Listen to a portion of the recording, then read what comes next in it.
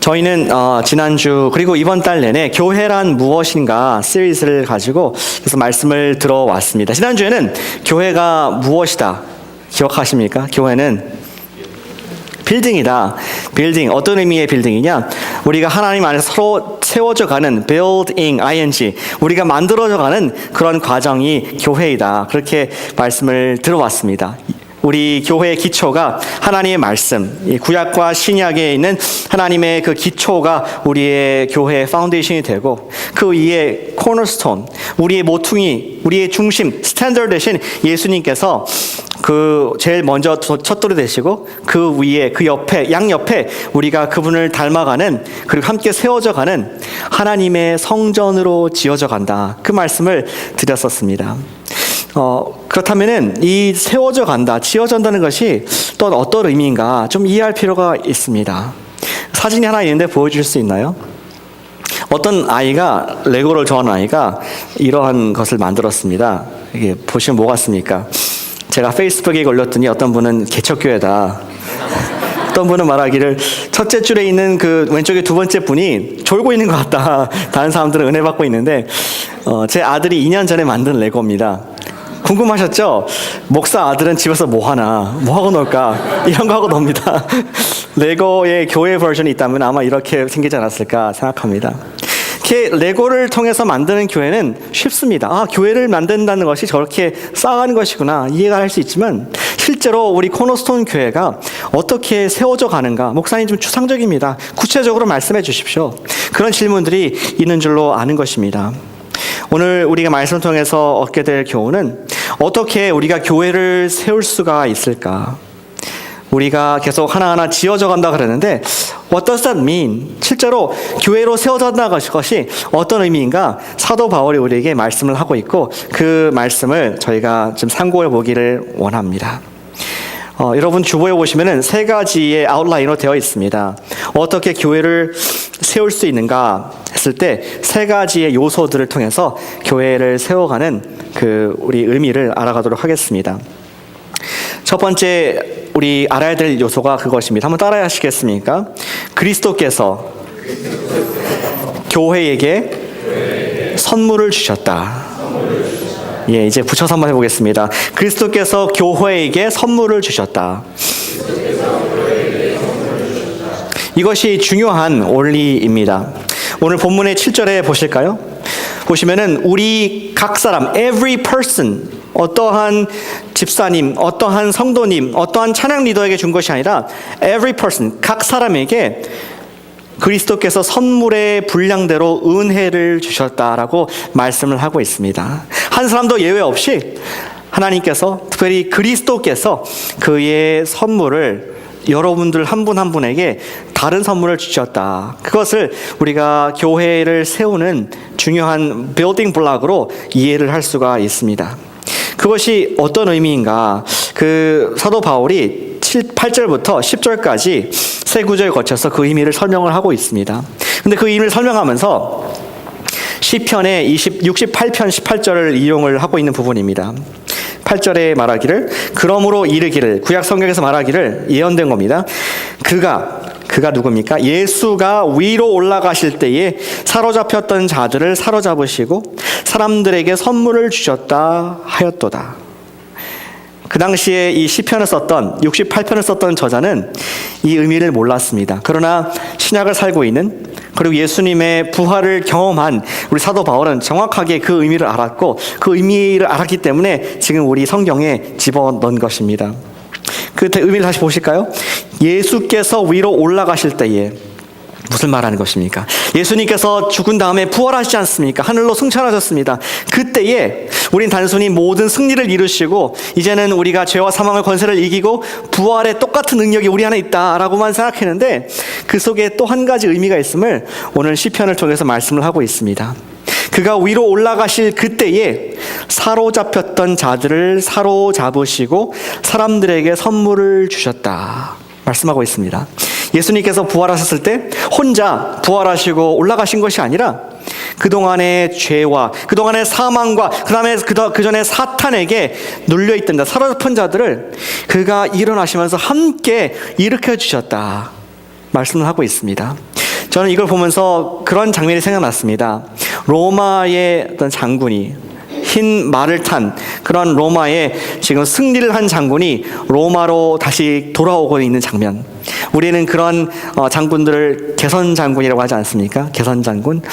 주변에 있는 오랑캐, 다른 민족들, 이러한 쳐들어오는 민족들을 무찌르고 빼앗겼던 자국의 민족들을 다시 회복시켜서 개선 장군과 함께 뒤를 따라오는 로마의 시민들을 한번 생각해 보시길 바랍니다. 예수께서 하셨던 일이 바로 그거라는 것입니다. 예수께서 돌아가시고 부활하셨을 때 본인 혼자 올라가신 것이 아니라 죄와 사망에 있는 저와 여러분들을, 그리고 정말 구원을 바라고 있던, 기도를 하고 있던 많은 유대인과 헬라인들을 사단의 사슬로부터 끊어주시고 개선장군 대신 예수님께서 앞장서 가시고 우리는 부활의 뒷열매로 간다. 그렇게 우리가 생각을 해볼 수가 있겠습니다. 근데 8절에 보시니까 그 뒤에 말하기를 사로잡았던 자들을 다시 사로잡으시고 다시 리캡처 하시고 그 사람들에게 무엇을 주셨다? 선물을 주셨다라고 말씀을 하고 있습니다. 마치 장군이 그 적진을 뚫고 그들을 승리한 다음에 거기에서 얻은 spoils, 전리품들을 우리 포로됐던 자들에게 나눠주는 것처럼 지금 예수님께서도 바로 잡혔던 자들에게 이제 선물을 every person, 각 사람에게 그리스도의 선물의 분량대로 은혜를 주셨다. 그렇게 말씀을 하고 있습니다. 몸된 교회, 그리스도의 신부된 교회에게 예수께서 선물을 주셨다라고 설명을 해주고 계신 것이죠. 나머지 9절과 10절은 예수님께서 그것을 하기 위해서 어떠한 대가를 치르셨는지를 저에게 설명을 하고 있습니다. 올라가셨다 하신즉 땅 아래 낮은 곳으로 내려가셨던 것이 아니면 무엇이냐. 내리셨던 그가 곧 모든 하늘 위에 오르신 자니 이는 만물을 충만하게 하려 하심이라. 지금 무엇을 말씀하고 있습니까? 예수님께서 부활하시기 위해서, 예수님께서 다시 한번 올라가기 위해서는 그가 땅에 성육신 하셨을 뿐만 아니라 땅 속에 그가 십자가의 고통을 당하시고 사단과 싸우시고 모든 죄를 다 책임지신 다음에는 그가 생명을 뱉으시고 이제는 생명을 내어주시고 땅 속에 3일 동안 무덤에 갇힌 사건을 말씀을 하고 있는 것입니다. 땅 속에 내려가셨고 그리고 이제는 다시 오르셔서 만물을 충만케 하는 부활의 권세를 가진 예수님, 우린 그분을 계속 지난주와 그 전주까지 보게 되었습니다. 우리에게 선물을 주신 예수님께서는 그 선물을 우리에게는 free, 은혜, 은사, 기프트지만 예수님께는 값비싼 당신의 죽음이라는, 당신의 생명이라는, 피라는 프라이스를 페이하시고 선물에는 그런 대가와 또 함께 부활이란 능력이 그 속에 있음을 우리가 보게 되는 것입니다. 예수께서 당신이 모든 의인들에게 이 선물을 주셨다. 적용한다면은 어떻게 하겠습니까? 선물을 누가 줬으면은 여러분들은 책임이 뭡니까? 그 선물을 뜯어봐야 하지 않겠습니까? 제가 크리스마스 선물을 드렸는데 그 선물 좋으셨습니까? 하니까 내년에 뜯어보려고요. 내년 크리스마스 기다리고 있습니다. 그럼 제가 섭섭하지 않겠습니까? 예수님께서도 우리에게 선물을 주셨는데 우리가 할 역할은 무엇이냐? 그 선물이 무엇인지 확인하고 발견하는 것이 우리의 또 책임인 줄로 생각을 해볼 수가 있습니다.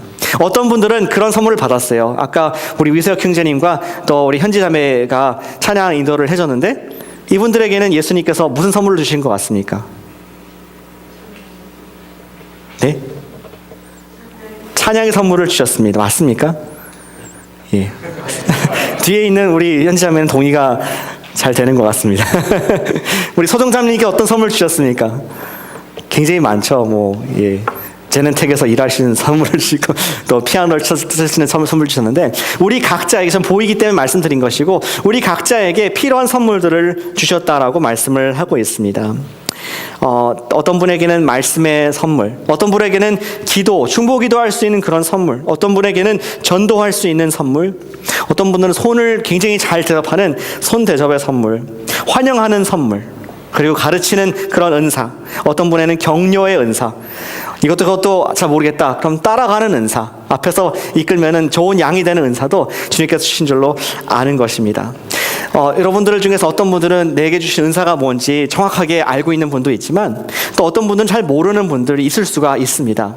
근데 많은 경우에 보면은 목장에서 나는 모르는데 다른 사람들은 다 알아요. 내가 무슨 은사가 있는지. 물어보시길 바랍니다. 옆에 분에게 내가 무슨 은사가 있는 것 같아. 나는 이런 은사가 있는 것 같은데 정말 그런 은사가 있어? 아닌 것 같아. 물어보시길 바랍니다. 왜냐하면은 그리스도께서 교회에게 각자에게 선물을 주셨다고 하기 때문에 우리에게 주신 선물 각자의 모양이 다 다르고 또 그 선물은 우리 교회를 위해서 예수 그리스도의 몸된 그 건물을 세우는데 꼭 필요한 부분이 되도록 우리에게 주신 줄로 믿기 때문입니다. 따라서 우리가 선물을 주신 분, 그분을 생각하면서 각자에게 주신 선물을 발견하자. 그것이 교회를 세우는 첫 단계인 것을 발견을 하게 됩니다. 오늘 본문은 두 번째를 말씀하고 있습니다. 교회를 어떻게 세울 수가 있는가? 두 번째도 한번 따라해 보시겠습니까? 말씀의 선물로 교회를 세우자. 잊어버리실 거 한 번 더 하겠습니다. 말씀의 선물로 교회를 세우자. 오늘 11절부터 보시면 두 번째 납품이 나옵니다. 거기 여러 가지 교회에 주신 직책과 선물들이 나옵니다. 한번 리스트를 보실까요?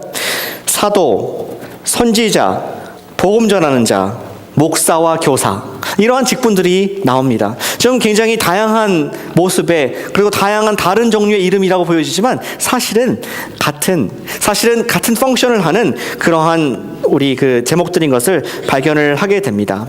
그들은 공통적으로 어떤 특징이 있습니까? 모두 다 하나님의 말씀을 전하는 사람들입니다. 그것이 밖에서 전하든지 전도자나 선지자나 밖에서 전하든지 아니면 안에서 전하는 목사나 교사나 이런 사람이라든지 공통적으로 말씀이 가장 중심된 선물이다라고 교회에게 말씀을 하고 있습니다.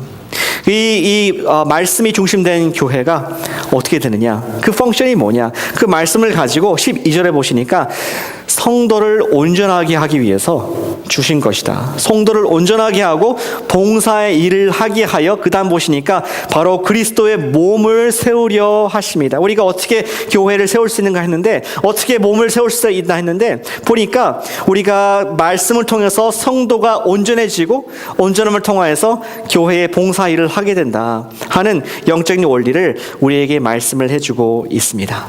여기 보시면은 성도를 온전케 한다는 말이 나오는데 영어로 또 다른 풀이로 하시면은 preparing, equipping, training 이렇게 우리가 해석을 할 수가 있습니다. 성도를 온전케 한다는 것은 무엇이냐? 마치 요새 올림픽이 진행되고 있죠. 동계올림픽이 있는데 그 트레이너 같다고 생각합니다.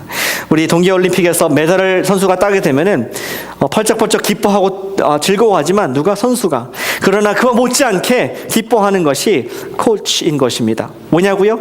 4년간, 6년간, 8년간 이 선수를 위해서 서포팅하고 한 단계 한 단계 다 코치해주고 트레이닝이기 때문에 땀을 같이 흘렸기 때문에 그 속에 기쁨이 있음을 보게 됩니다. 우리 교회에서 말씀을 전한다는 것이 그러한 것입니다. 정말 우리 교회에서 교사님들과 목사와 가르치는 분들이 직접 일선에서 봉사의 일도 해야겠지만 또 다른 중요한 펑션이 무엇이냐? 그들은 성도님들에게 말씀으로 충만케 해서 그들 삶 가운데 말씀이 흘러넘쳐서 그것이 봉사로 이어질 수 있게 하는 것이 트레이너, 그러한 성도를 이퀄하는 역할이다 라고 말씀을 하고 있는 것입니다. 예, 그렇습니다. 성도를 온전케 하는 것은 훈련시킬 수 있는 방법은 말씀만을 통해서 하나님의 말씀만이 그것을 바꿀 수가 있다는 것이죠. 여러 가지 은사들이 있지만 특별히 교회를 세우는 것은 말씀 교사들을 통해서 주어지는 하나님의 말씀인 것입니다. 그 말씀은 받은 말씀은 우리가 매주 듣는 말씀은 이 강단에서 또 우리 클래스에서 듣는 말씀은 우리의 머리에 담게 됩니다.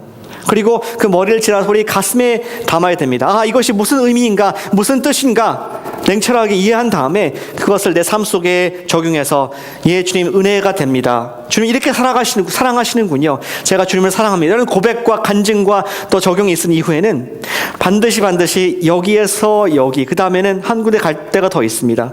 바로 여기. 봉사의 일을 위하여서 성도를 온전케 하여서 우리 말씀을 어디에 담냐? 머리에 담을 뿐만 아니라 가슴에 담을 뿐만 아니라 우리의 손에 담으라고 말씀을 하고 있는 것입니다. 우리는 이 말씀으로 채워질 때에, 이 말씀이 우리 삶을 가득하게 있을 때에 우리는 흔들릴 수가 없고 밀려 요동할 수 없다는 그러한 말씀을 보게 됩니다. 14절에 나와 있습니다. 우리가 이제부터 어린아이가 되지 아니하여 사람의 속임수와 간사한 유혹에 빠져 온갖 교훈의 풍조에 밀려 요동하지 않게 하기 위하여 너희 속에 하나님의 말씀을 온전히 담으라, 그런 명령을 하고 있습니다. 언제까지? 우리가 장성하여서, 우리가 커서 그리스도의 장성한 분량, 예수님처럼 코너스톤 대신, 모퉁이 돈 대신 예수님만큼 성숙할 때까지. 무엇을 담으라? 말씀을 담으라 라고 우리에게 말씀의 선물을 주셨음을 보여주고 있습니다. 실로 우리 안에 말씀이 없을 때에는 우리는 흔들릴 수가 있고 보이는 것에 의지해서 살 수밖에 없음을 우리가 알고 있습니다.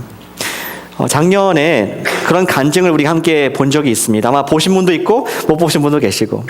근데 그 옥매 할머니라는 분께서 간증을 우리 영상을 통해서 본 적이 있습니다. 춘천 한마음교회의 성도님이신데, 그 할머님은 가방끈이 짧으세요. 그래서 초등학교도 못 나오시고 그랬는데, 이제 그분이 예수님을 한번 교회를 누가 이끌려서 이렇게 나왔습니다. 그리고 한 세 번째 주 정도에 잤다고 해요. 주무셨어요. 설교 때마다 너무나 목사님 말씀이 조용하고 달콤해서 잤다고 그러십니다. 그리고 그거 언제 얼마나 했느냐? 3년간 잤다고 자기가. 근데 어느 날 지겨워서 못 자겠다, 이제 내가 예수님 만나보고 싶다, 하나님이 어떤 분이신지 좀 알고 싶다, 그런 열망을 가지고 본인이 기도를 했다고 합니다. 목사님을 찾아갔습니다. 목사님, 제가 어떻게 하면은 지금 예수님을, 하나님을 좀 알 수가 있습니까? 잠만 자고 싶지 않습니다. 이렇게 얘기하니까 목사님이 우리 할머니에게 그 말씀을 암송해 보시라고 그렇게 권면을 했다고 합니다. 할머니가 시장에서 물건을 파실 때, 야채를 파는 분이셨는데, 물건을 팔면서 일을 하시면서 또 밭에서 일을 하면서 그가 요한복음 3장 16절을 외우기 시작했습니다. 또 그가 시장에서 일할 때 시편 1편과 23편을 외우기 시작했습니다. 그리고 좀 더 나아가서 그가 로마서 1장을 외우셨고 2장을 외웠고 3장을 외우고, 그리고 성경의 히브리서 1장과 2장을 외우시면서 입술 속에 항상 말씀이 나오는 것을 우리 간증으로 보게 되었죠. 툭 치면은 하나님의 아들이 예수님에 대한 찬송이 나오고 말씀을 통해서 외운 것들이 줄줄줄 나오는 것을 간증하셨습니다. 그러니까 할머니께서 말씀하시기를, 본인이 이런 간증들을 하고 다니는데 어떤 자기 동료 할머니가 말씀하시더래요. 여보게, 나는 지난 30년 동안 신앙생활을 했는데 내 안에 말씀이 없어. 내 안에 기억나는 말씀이 없어.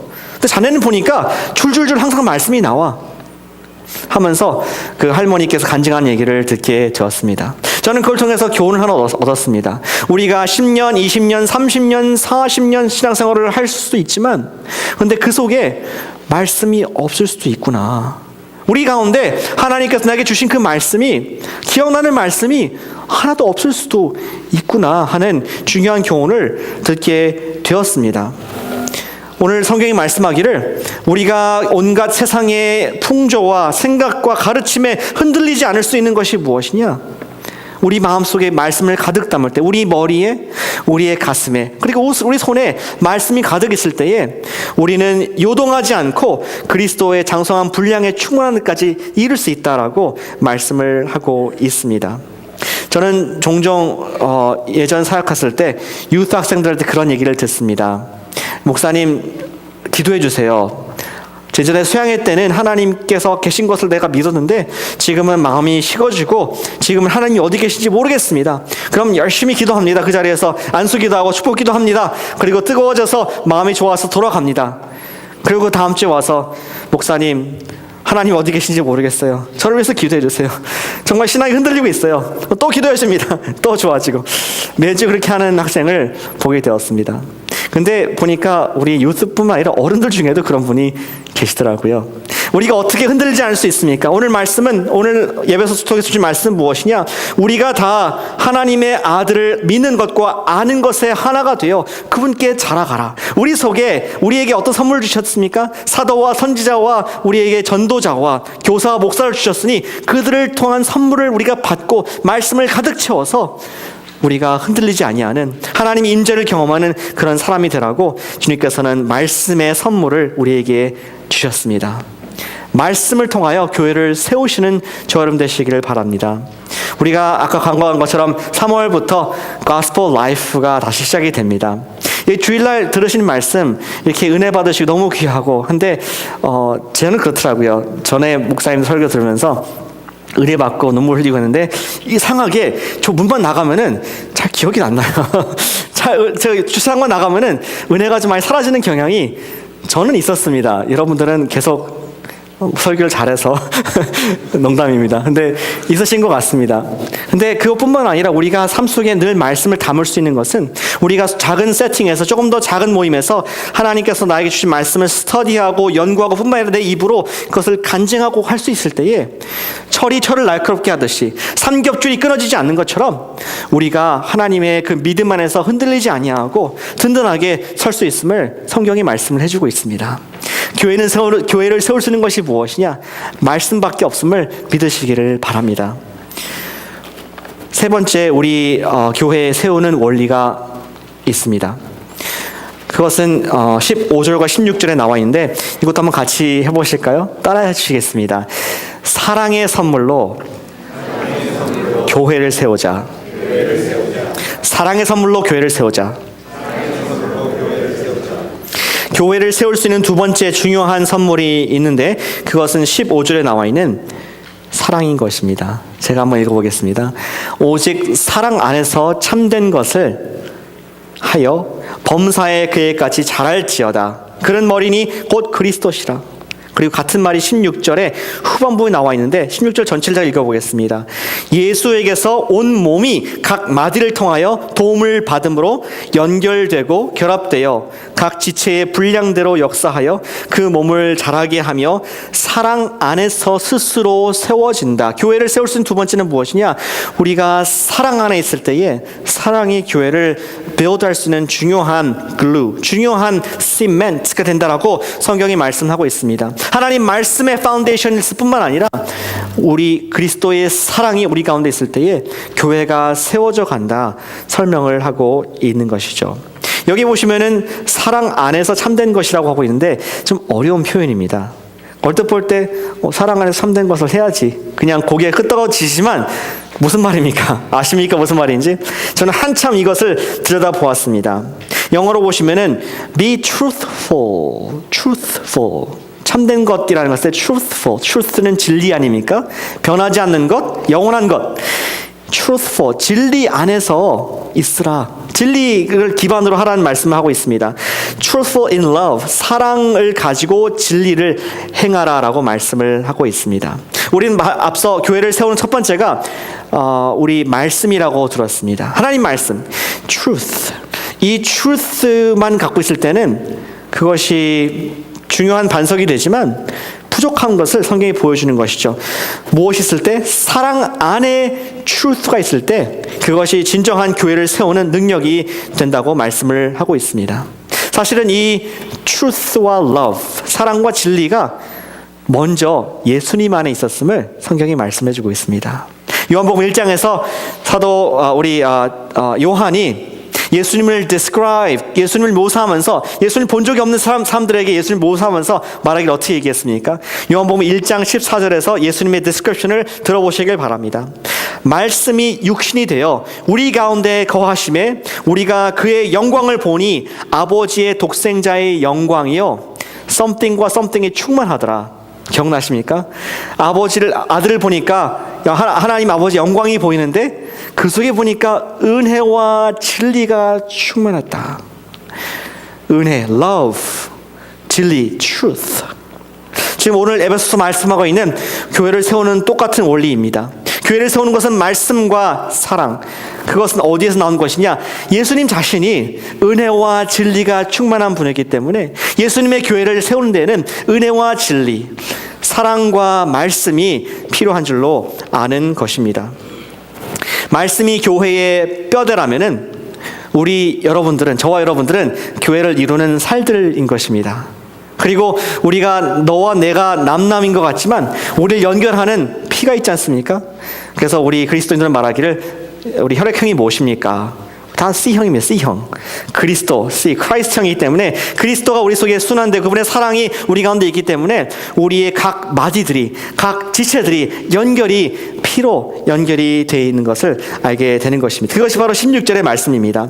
온 몸이 각 마디를 통하여 도움을 받음으로 연결되고 결합되어 지차의 분량대로 역사하여 몸을 자라게 한다. 사랑 안에서 세워져 간다라는 말씀을, 진리를 보여주고 계신 것입니다. 교회는 논리와 체계로 이루어진 회사와는 전혀 다릅니다. 회사는 탑다운, 피라미드 형태가 아닙니까? 위에 누군가 리더가 있고 나머지는 인플로이가 그 밑에 커스터머가 있는 그런 시스템이지만, 교회는 그렇지 않고 우리 모두가 그리스도의 한 부분, 저를 포함해서 여러분들이 다 그리스도의 한 마디의 부분이고 지체의 한 부분이라고 말씀을 하고 있습니다. 그리고 우리가 무엇으로 지어져 있습니까? 말씀, 하나님 말씀 우리 속에 담고 그것이 우리 에너지가 되고 뿐만 아니라 그리스도의 사랑이 우리 가운데 충만함을 말미암아 교회가 세워져 간다라고 말씀을 하고 있는 것이죠. 진정한 사랑이라는 것이 어떠한 것입니까? 얼마 전에 우리 발렌타인데이였죠. 그렇죠? 우리 앞에 있는 형님들은 우리 초콜릿을 받으셨나요? 안 물어보겠습니다. 죄송합니다. 세욱 형제님 초콜릿을 주셨죠? 예, 그래서 부부 싸움을 하게 될지도 모르겠습니다. 제 뜻 때문에. 근데 이 말하는 사랑은 그러한 어떤 발렌타인 사랑, 남녀 간의 사랑을 얘기하는 것보다도 자기 희생적인 것이 사랑이라고 성경은 말씀을 하고 있습니다.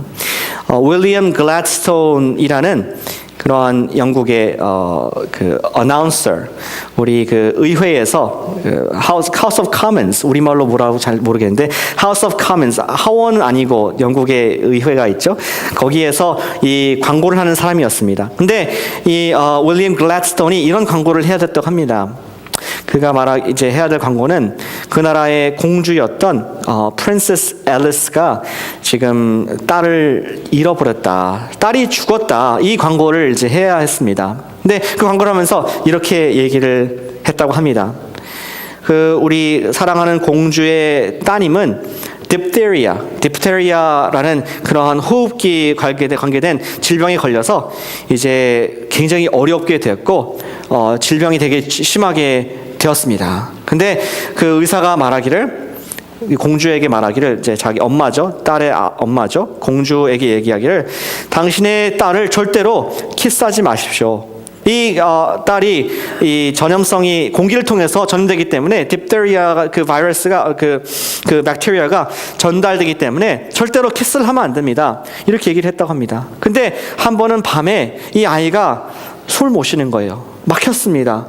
이 숨을 쉬고 싶은데 너무나 이 병균들 때문에, 그리고 이 속에 부어가지고 숨을 쉬지 못하게 되었고, 그때 엄마한테 작은 소리로 말을 했습니다. 엄마, 저를 키스해 주세요. 저를 좀 호흡을 넣어주세요. 너무나 지금 아파요. 죽게 되었어요. 그 순간 우리 앨리스 공주는 앞뒤 따지지 않고 바로 그 입을 맞추면서 그에게 호흡을 했습니다. 그리고 키스를 해줬습니다. 그가 개선하지 않았습니다. 그러고 나서 몇 달 뒤에 그녀도 이제 병에 디프테리아가 걸렸고 결국은 이제 죽게 되었다. 그것을 이제 어나운스하는 것을 우리 이 글래드스톤 씨가 맡게 되었습니다. 진정한 사랑은 무엇이냐? 계산하지 않는 것입니다. 진정한 사랑은 나의 이익보다는 상대의 이익을 먼저 하는 것이라고 할 수가 있습니다. 우리 그리스도께서 부어주신 사랑이 어떠한 것입니까? 우리 모두는 다 디프테리아 정도가 아니라 죽을 병, 우리 죄로 말미암아 모두 사형 선고를 받은, 언제든지 죽을 수 있는, 이 세상이 끝나면은 바로 지옥으로 내려갈 그러한 깊은 병이 드는 사람이었지만, 예수님께서 하늘의 보좌를 버리시고 이 땅에 내려오셔서 저와 여러분들의 입을 맞춰주시면서 당신의 생명을, 하나님의 아들의 생명력을, 부활의 능력을 우리에게 주시면서 본인은 십자가에서 돌아가시는, 본인은 모든 물과 피를 계산하지 않고 하나님이시지만 우리 같은 하찮은 인간들을 위해서 돌아가신 그 사랑의 스토리가 우리 성경의 이야기인 줄로 아는 것입니다. 우리 가운데, 교회 가운데에 그러한 사랑, 희생적인 사랑이 있다는 것입니다. 우리는 그의 모범을 따라서 교회를 세울 때에 나의 이익보다는 다른 사람의 이익을 우선으로 할 때에 그리스도의 사랑이 전달이 되는 것입니다. 제가 매직을 하나 알려드릴까요? 어떻게 하면 이 사랑을 서로 나눌 수 있을까? 저는 설교할 때 좀 구체적으로 하는 걸 좋아합니다. 잊어버리지 마시라고. 아까 우리 말씀을 가득 담기 위해서 gospel life를 꼭 들으시라고 말씀을 드렸습니다. 그렇다면 우리가 사랑을 나누기 위해서 마치 내 속에 있는 그 혈압이 높은 분들이 이 콜레스테롤을 제거해야지 사랑이 전달되는 것처럼, 우리 피가 전달되는 것처럼, 어떻게 하면 우리 막힌 담을 옆에 있는 분과 이 막힌 담을 허신 예수님이 마음껏 흘러가도록 우리가 할 수가 있을까? 제가 매직을 하나 알려드리겠습니다. 한번 따라해 보시겠습니까? 이렇게 말씀드리기 전에 제가 먼저 형제님들만 말씀드리겠습니다. 우리 형제님들이 가장 하기 어려운 말이 있습니다. 세 단어. 정말 힘들어하는 말. 왠지 모르게 안 나오는 말이, 입이 안 떨어진 말이 있습니다. 한번 남자분들만 해보시죠. I. 진짜 입이 안 떨어지시죠? I am sorry. 이제 그 똑같은 그것을 가지고 옆에 자매님한테 한번 해보시길 바랍니다. 부인이 계시다면은 말씀해 보십시오. 우리 자매 형제님들. I am sorry. 왜 상황님 안 하십니까? 저를 미안한 게 없다고요? 왜 미안한 게 많이 있죠. 항상 귀찮게 해서 미안하고, 항상 짐이 돼서 미안하고. 우리 모두에게는 죄의 가시가 있습니다. 내가 알지 모르게 늘 우리는 우리 상대에게, 우리 지체에게 찔르고 상처를 주고 죄를 범하고 있습니다. 우리 사랑을 나누게 할 수 있는 매직 언어가 있는데 I am sorry. 내가 잘못했습니다. 그리고 또 있습니다. 사랑합니다. 한번 해보실까요? 사랑합니다. 별로 안 사랑하십니까? 전 사랑합니다. 사랑합니다. 또 있습니다. 고맙습니다. 축복합니다. 저를 보고 해주셔서 너무 감사한데요. 옆에 분한테 한번 다시 하겠습니다. 우리 감사합니다. 사랑합니다. 축복합니다.